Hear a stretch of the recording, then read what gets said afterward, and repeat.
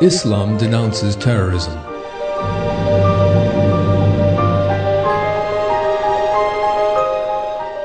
On September 11, 2001, terrorist attacks were made on two major cities in the United States of America. These attacks caused the death and injury of thousands of innocent people. We as Muslims offer our condolences to the American nation. These attacks propel the important issue of the true source of terrorism to the top of the world agenda. Thus, it has been announced to the entire world that Islam is a religion of peace and tolerance that summons individuals to compassion and justice. Leading media organizations, television and radio stations said that true Islam forbids violence. Many world leaders stated that Islam encourages peace between people and between nations. The Western circles that have come to a full grasp of the religion of Islam and are well informed about Islam as commanded by God in the Quran noted clearly that the words Islam and terror cannot stand side by side, and that no divine religion permits violence. This program maintains that the source of the terror that we condemn is definitely not from a divine religion, and that there is no room for terrorism in Islam. This is made clear in the Quran, the main source of Islam, and in the practices of all true Muslim rulers, the Prophet Muhammad being the foremost of them.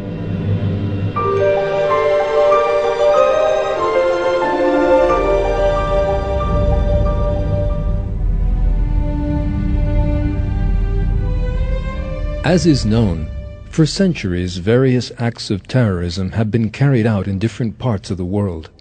These terrorist attacks were carried out by different groups for a variety of purposes. Sometimes a communist organization, sometimes a fascist group, and sometimes radical and separatist factions assume responsibility for these acts. Countries like America often become the target of attacks by racist and marginal terrorist groups. The European countries have been center stage for violent acts carried out by terrorist groups. 17 November in Greece, Red Army faction and neo-Nazis in Germany, ETA in Spain, Red Brigades in Italy, and many other organizations seek to make their voices heard through terror and violence. Terrorist groups kill innocent and defenseless people. The nature of terrorism changes with changing world conditions and increases its impact and power with the new means made possible by developing technology. In particular, mass communication tools such as the Internet extend the scope and influence of the terrorist activities considerably.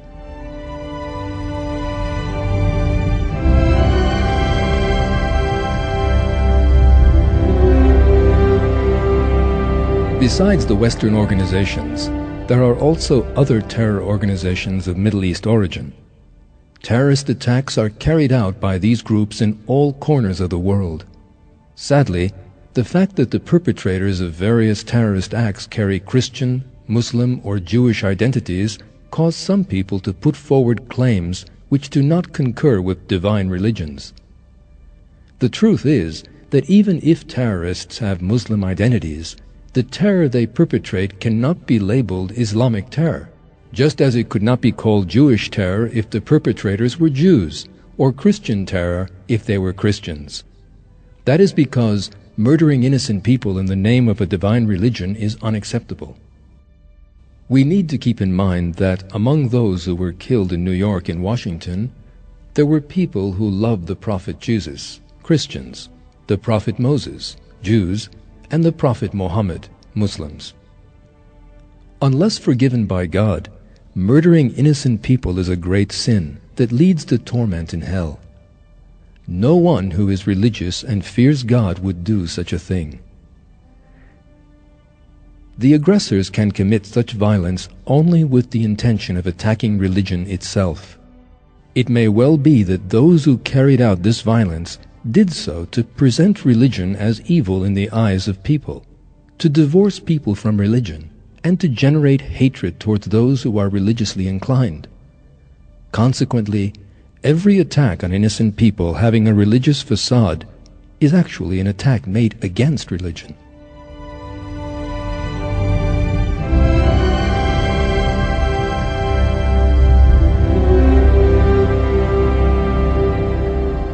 Religion commands love, mercy, and peace.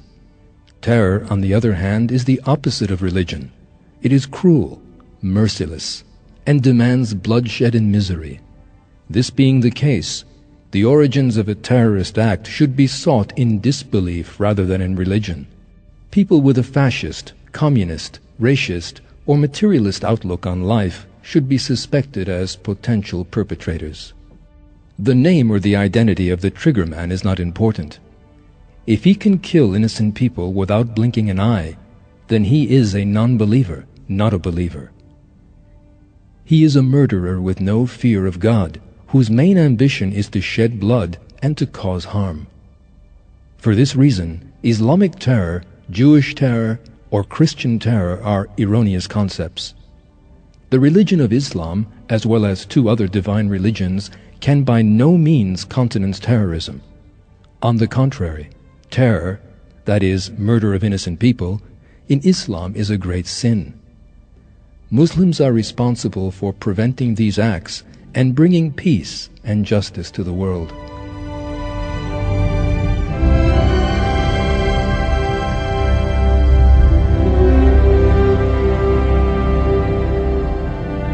Some of those who say that something is done in the name of religion may in fact misunderstand that religion, and as a result, practice it wrongly. For that reason, it would be wrong to form ideas about that religion by taking these people as an example. The best way of understanding a religion is to study its divine source. Islam's divine source is the Quran, which is based on concepts of morality, love, compassion, humility, sacrifice, tolerance, and peace. A Muslim who lives by these precepts in its true sense will be most polite, careful of thought, modest, just, trustworthy, and easy to get on with. He will spread love, respect, harmony, and the joy of living all around him.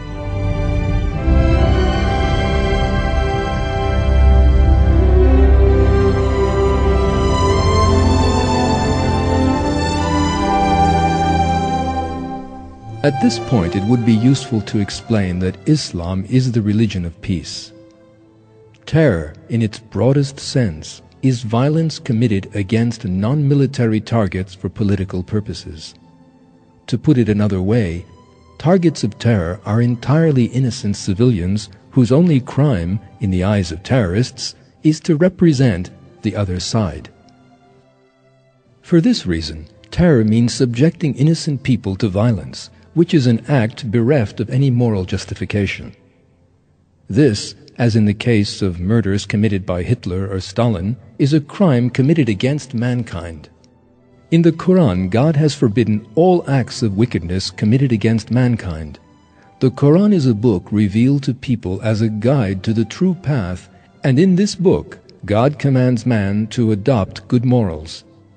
This morality is based upon concepts such as love, compassion, tolerance, and mercy.